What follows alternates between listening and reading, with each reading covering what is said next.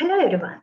Welcome to the first episode of PES Talks presented by the IEEE Power and Energy Society of University of Peradeniya.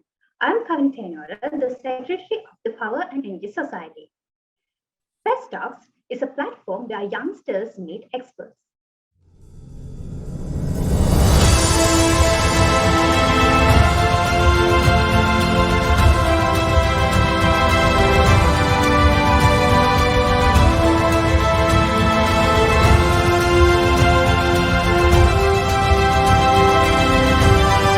So let me introduce our very first guest speaker of the talk series. He obtained his BSc Engineering with first class honors from University of Peradeniya in 1990 and PhD from University of Manchester Institute of Science and Technology, UK in 1995. He has published over 80 referred journal papers and 100 conference papers and co-authored 7 books. He has a Google Scholar Edge Index of 45 with 11,839 numbers of citations, the highest for engineering in Sri Lanka.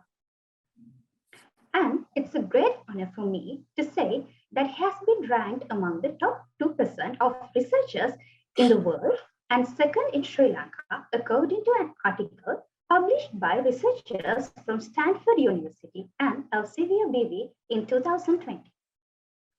Adding more feathers in his cap, he has obtained so many prestigious awards, including CVCD Excellence Award in 2018, NSF Research Award for Scientific Excellence in 2018, and 7 presidential awards for research. Also, he's a fellow of IEEE USA, IET UK, and IEC. His massive contribution to renewable energy and power generation has awakened not only the future of Sri Lanka, but also the future of the global community. Elaborating some of them, he is a member of the editorial board of IEEE Transactions on Energy Conversion 2007 to 2019, IET Journal of Renewable Energy 2015 to present, Journal of Wind Energy 2013 to present, and Ceylon Journal of Science 2016 to 2018. He was the organizing vice chairperson of the first IEEE PES Conference of Innovative Smart Grid Technologies held in Tianjin, China in 2012. He is none other than our very own Professor Janaka Ekanayake, the chair professor of Department of Electrical and Electronic Engineering of the University of Peradeniya, and he is the chairman of the Expert Committee of Renewable Energy since May 2020. As the advisor of IEEE Power and Energy Society of University of Peradeniya, his immense guidance throughout the journey of PES is remarkable. And I'm confident that I speak for everyone when I say he's a role model for everyone, especially for us in PES. Dear sir, I warmly welcome you to the first episode of PES Talks. First of all, tell us about your journey, how you entered this field, and what made you interested in this field.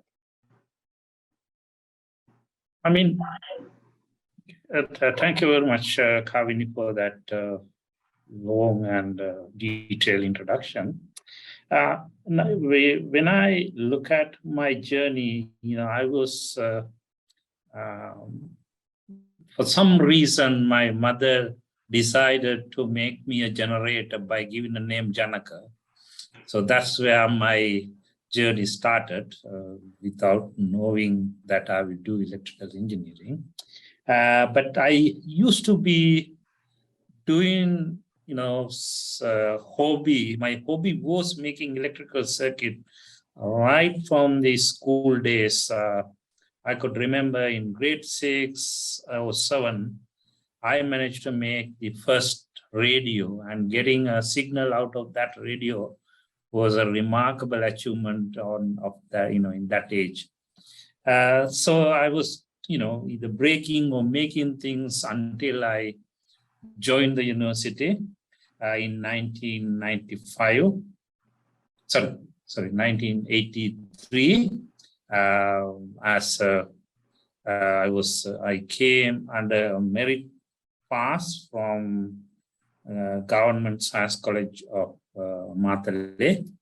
And then I was doing all right in the university, getting first classes right through, and then joining the staff immediately after. Then I had this opportunity to go to UMIST, which is the long name is University of Manchester Institute of Science and Technology, to do my PhD.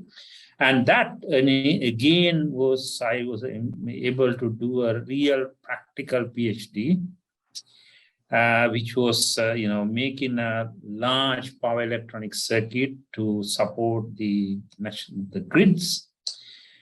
But immediately after I finished my PhD, that was in 1995, I accidentally met a group of researchers from Denmark who wanted to put up something similar to what I was doing in my PhD in one of the wind farms in Denmark. So I was lucky to be a consortium to apply for some funding, and the Siemens built a very similar gadget as what I did in my PhD, and we put up one of those large, we call it a static reactive power compensator in a wind farm in Denmark. So that's where I really get into the field of renewable energy. And, I was lucky because that was the very early stage of people moving, thinking about adding more and more renewable energy to our grids. So I was there right at the beginning, and I made a, very good contribution. And then, after, with all that contribution, I became a professor at University of Peradeniya in 2003, May 2003. But then, in 2007, I decided to quit my job, and I came to the UK, and I was working here for nearly 7 years. Yes, little more than 6 years. Initially at UMIST, then came to Cardiff, and then decided to return to Peradeniya in 2013 and apply for the chair of electrical and electronic engineering, and that's where I am right now. So that's kind of, very short, brief, my journey. Yes, sir. That's amazing to know about your story. And I think everyone would be motivated after listening to your story. Moving on to the next question.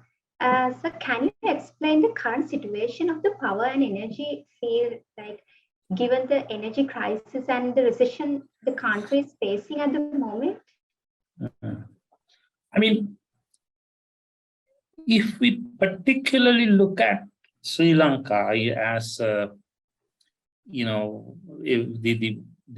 recent crisis that we had, I think that was, everybody was trying to say that this is due to a dollar crisis. I think it was more to do with we changing our lifestyle from, early days, and we had nobody wanted gas to cook or the fuel to run vehicles, because in Sri Lanka we had a very sustainable lifestyle where we have people using firewood, bicycles, and so on and so forth to have a comfortable life. Then came the open economy, the many foreign things came to the country, and we completely forgotten our sustainable energy living styles, and then came into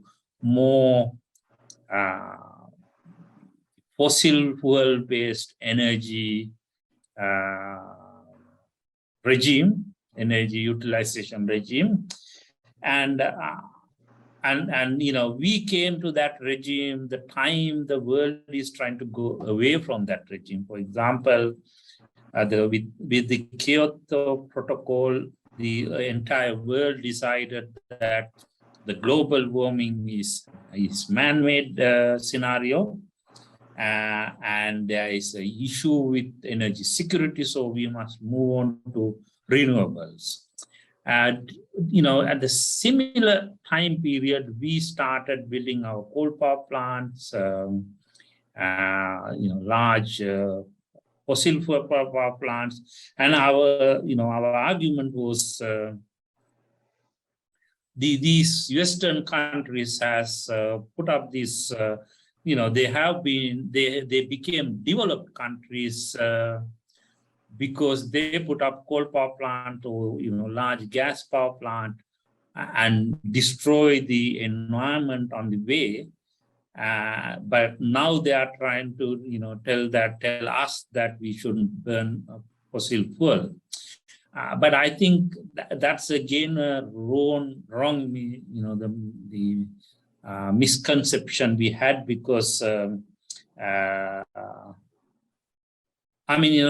as we saw in recent past, we had a huge energy security issue because we haven't had money to bring fuel, and the entire country went into the power cuts and gas shortages and so on, and it's still continuing. So I think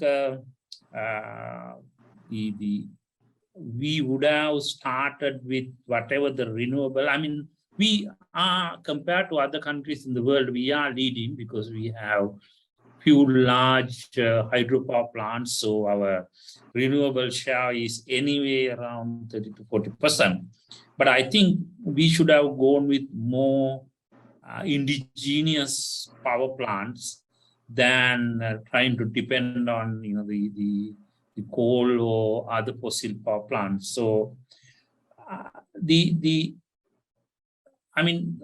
that created world is moving to renewables, and we also now looking for more sustainable energy future, created a complete paradigm shift in our power system operations, so planning and operations. So I'm happy that my background provided me sufficient exposure to understand this paradigm shift and to provide solutions, mainly through research papers, because the country, the policies were not aligned with what I have been doing. But I think, that exposure and whatever the inputs I gave would have been used by, other part of the world, or partly by Sri Lanka. That's why I have been, providing some policy inputs to the power sector in the country in different times.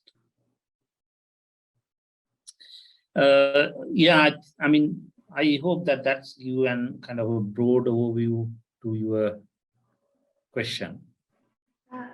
Yes, sir. Okay. As this is a very interesting field, can you elaborate on how to develop a path in this field as undergraduates? Sorry, can you repeat that question, please? Can you elaborate on how to develop a path in this field as undergraduates? Oh, right. Path. Sorry, I didn't hear you. Oh, okay.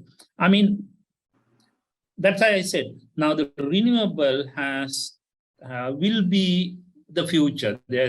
Nobody can say that we are going to run a system with complete fossil fuel, because fossil fuel reserves are going down. The prices are going up. Like we start talking about coal is the cheapest, which was 8 rupees per kilowatt hours when we started our coal power plant. Today, it's way beyond 25 rupees per kilowatt hour, or maybe higher. And today, the wind is cheaper than coal power plant. So, future will be definitely renewables. And as I said, there is a huge shift, because what we used to have was or even now we have, we bring the resource, which could be coal, which could be oil, or which could be gas, and store it. And then utilize it whenever we want to make sure that we meet the demand. But with renewable, there's no way to store the resource, because when wind is blowing, wind blows, and then it's finished. Same with solar. When you have sunshine, you can get a solar power output. Otherwise, you don't have it. So it's a resource which is variable in nature, intermittent, so that you cannot store the resource like we did it in the past. Now we need to convert it to electricity and store the electricity. That is where we are looking at various storage mechanisms such as batteries and pump hydros. Every country, like in the UK now, the main hot topic is hydrogen energy storage. So there are many energy storage options opening up. So I think if one wanted to create a path to suit for engineers, power engineers of the future, you must learn how to run a system with high penetration of renewables. You must understand the issues, you must understand the ways of mitigating them, and also you must look at novel way of controlling and managing them. So I mean, we used to say that the power engineers can, if you know your thermodynamics, if you know your fluid mechanics, and if you know your power system and controls, you can run your power system without any issue. But not in the future. Not in the future, you will be required not only those basic knowledge, you will require the novel approaches based on AI applications, a lot of optimization technique, the ways of running system using stochastic measures. So you will require to acquire the broader knowledge to run this new system. So your path should not be confined. And having said that, like at Peradeniya, we were talking about either the power path or the communication path or the electronic path or the robotics. And now in the future power system, you will need all those 4 areas, because if you wanted to run a system with a large proportion of renewables, obviously you need to convert your system to what we call a smart grid. And the smart grid is basically combining all these layers. You will have power electronics, you have communication, you have our old power system components, and you will have a lot of controls, you have optimization, AI techniques, everything kind of work together to provide an integrated solution. So you need to be multidisciplinary in the future. You cannot be, confine your path to one particular area. So I think that these boundaries has to diminish, and it will be probably same for many other fields.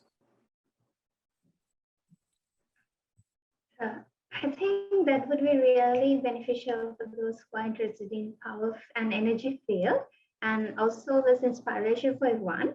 So, sir, finally, what's your message to the future generation? I mean, the main message is for to do anything, we need to know our fundamentals. So learn the fundamentals and make sure that you are not confined yourself to one area. Make sure you are versatile, because remember, your job security also an issue because the universities are producing more and more engineers, not in Sri Lanka, globally. So you will have difficulty of even finding a job. So I think it's important that you don't confine yourself to a particular area. You get that broad knowledge with solid foundation and a very good practical exposure.